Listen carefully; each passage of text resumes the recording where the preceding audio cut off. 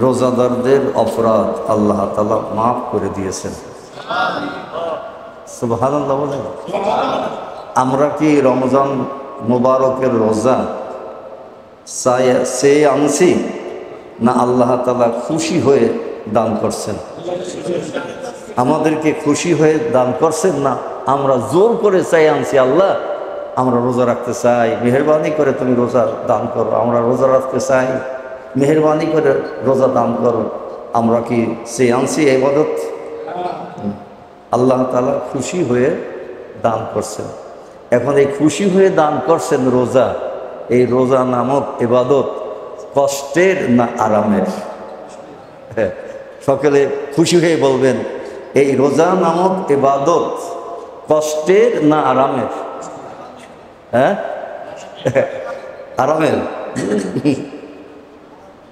আরামের, কষ্টের না। হ্যাঁ,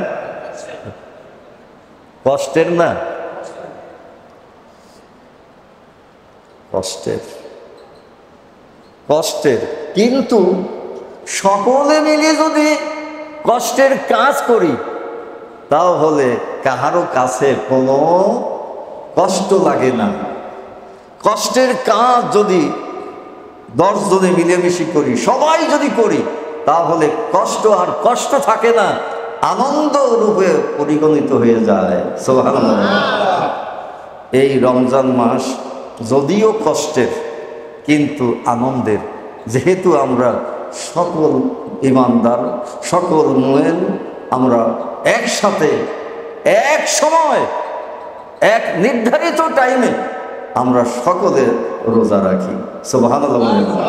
কেউ আগে পরে রাখি না, একই সময় রোজা রাখি। এই রোজা রাখাতে, রোজা রাখার হুকুম করাতে আল্লাহর কি ফায়দা, আল্লাহর কি উপকার, আর আমাদের কি উপকার? আল্লাহর উপকার হলো, আল্লাহ তাআলা বলছেন, তোমাদেরকে সৃষ্টি করেছি। আল্লাহর উপকার, আল্লাহ তো উপকারই চায়। সুবহানাল্লাহ বলেন। আমরা যেমন লাভ চাই, উপকার চাই, নোকসান চাই না। চাই? আপনি কি চান আপনার ক্ষতি হোক? আমি কি চাই আমার ক্ষতি? কেউ চাই নাই। আল্লাহ তাআলাও লাভ চায়। কি লাভ চায়? বিসমিল্লাহির রহমানির রহিম। ওমা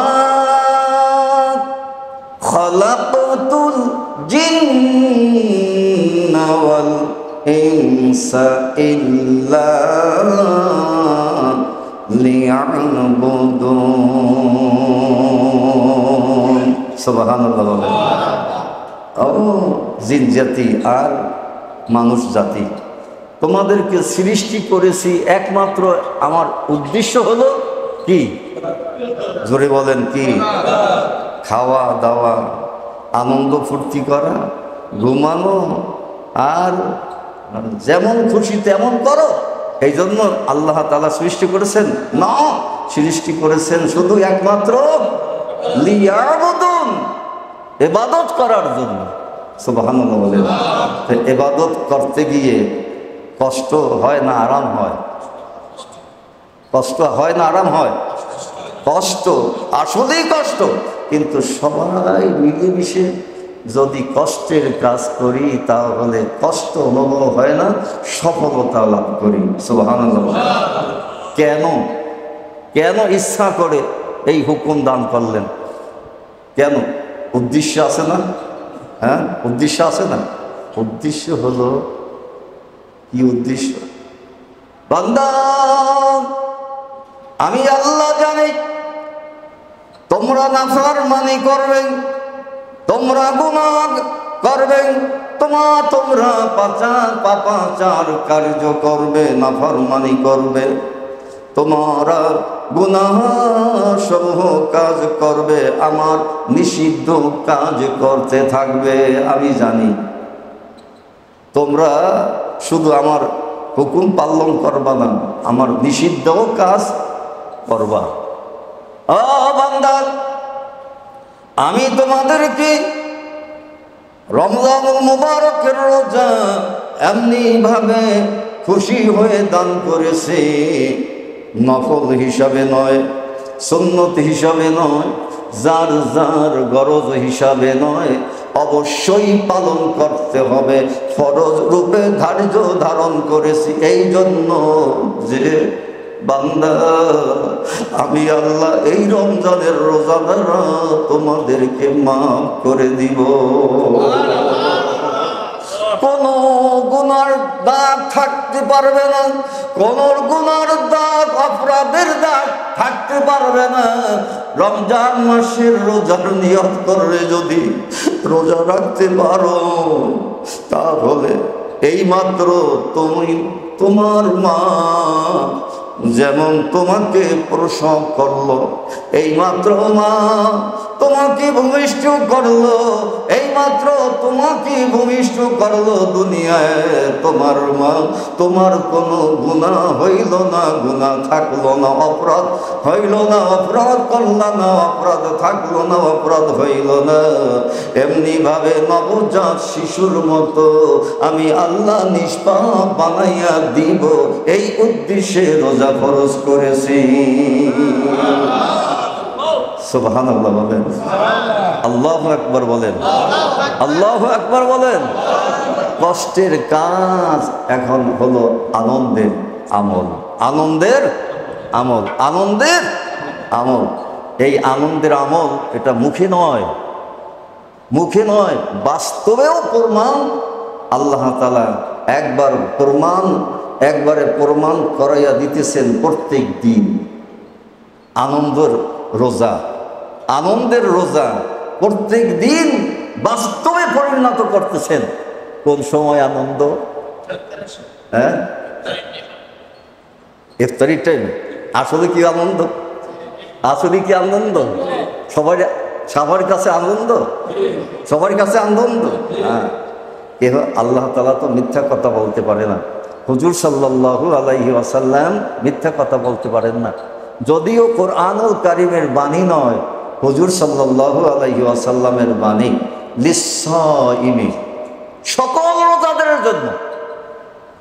ইমাম সাহেব রোজাদার, তার জন্য খুশির আয়াত নাজিল হয়েছে, তার জন্য খুশির হাদিস বর্ণনা করা হয়েছে না, সকল রোজাদারদের জন্য হাদিস শরীফ বর্ণিত আছে, বর্ণনা হয়েছে কি লিস-সাইমি, সমস্ত রোজাদারের জন্য ফরহাতান, দুইটি আনন্দ। সুবহানাল্লাহ বলছেন। কয়টি আনন্দ? কয়টি আনন্দ? দুইটি আনন্দ। আউয়ালান ফিদ দুনিয়া, প্রথম আনন্দ হলো দুনিয়ার বুকে, ওয়া আখিরান ফিল আখিরাহ, দ্বিতীয় হলো আখিরাতের আনন্দ। সুবহানাল্লাহ বলেন। একটি আনন্দ হলো দুনিয়ায়, আর একটি আনন্দ হলো পরকালে, জান্নাতের মধ্যে। একটি দুনিয়ার আনন্দ, قال رسول الله صلى الله عليه وسلم عند فطره, যখন রোজাদার ইফতার করে। সুবহানাল্লাহ বলেন, আল্লাহু আকবার বলেন। ইনদা ফিতরিহি, যখন রোজাদারগণ ইফতার করে, ইফতার করার সময় সকল রোজাদারদের জন্য আনন্দ অনুভব হয়। ওই আনন্দ অনুভব হইতে আনা হইতে আল্লাহ তাআলা আনন্দ খুশি উদযাপন করে। সুবহানাল্লাহ বলেন। আল্লাহ তাআলা খুশি হইয়া ইফতারকারীদেরকে আল্লাহ তাআলা মাফ করে দেন। রমজান মাসে কোনো গুনাহ লেখা আদেশ হয় না, রমজান মাসে কোনো গুনাহ লিখিত হবে না। সুবহানাল্লাহ বলেন, সুবহানাল্লাহ বলেন। কিরামান কাতিবিন, এক মাস রোজা থাকে, এক মাস রোজা থাকে বলতে কি ডিউটি নাই, ডিউটি নাই, ডিউটি নাই। ভালো কাজ করলে ভালো, আর খারাপ কাজ করলে খারাপ, আমল নয়। এখন কিরামান কাতিবিন, খারাপ কাজ লেখার জন্য নিষেধ পেয়েছে, নিষিদ্ধ হয়েছে। ও কিরামান কাতাবিন, রোজাদারের জন্য কোনো পাপাচার গুনাহগার কোনো অপরাধ লিখতে পারবা না। সুবহানাল্লাহ, সুবহানাল্লাহ বলেন, সুবহানাল্লাহ বলেন। এই জন্য ইমাম গাজ্জালী রহমতুল্লাহি আলাইহি বলেন, প্রত্যেক রোজাদারদের চেহারার এই রমজান মাসে নূর দেখা যায়। সুবহানাল্লাহ, প্রত্যেক রোজাদারের জন্য চেহারার মধ্যে নূর আসে। সুবহানাল্লাহ বলেন। এই জন্য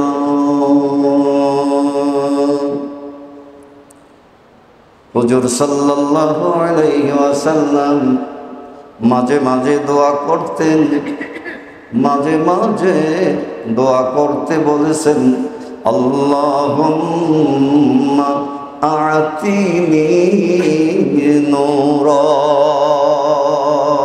আল্লাহু আকবার বলেন, আল্লাহুম্মা আতিনি নূরা। হে আল্লাহ, আমাকে দান করো তোমার নূর।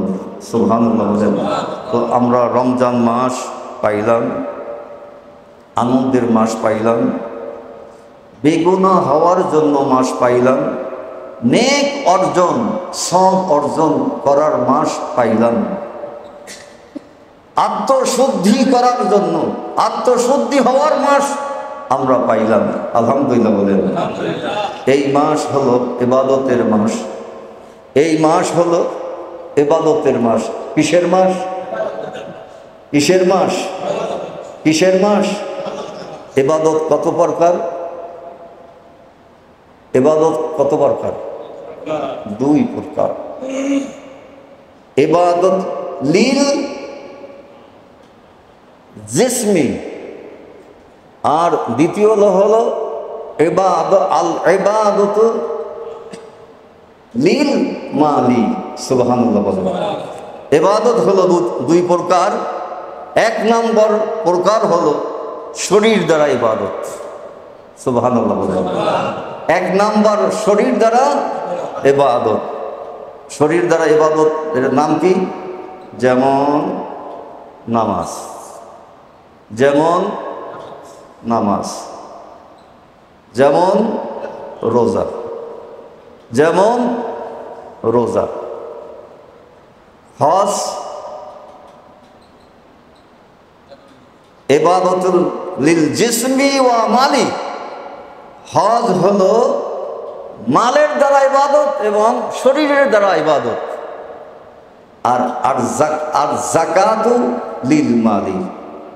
যাকাত হলো শরীর দ্বারা ইবাদত নয়, যাকাত হইল মাল দ্বারা ইবাদত। সুবহানাল্লাহ বলেন, সুবহানাল্লাহ বলেন। তাহলে ইবাদত হলো দুই প্রকারের। ইবাদত হলো দুই প্রকারের। এক প্রকারের হলো শরীর দ্বারা ইবাদত, যেমন আমরা নামাজ আদায় করি।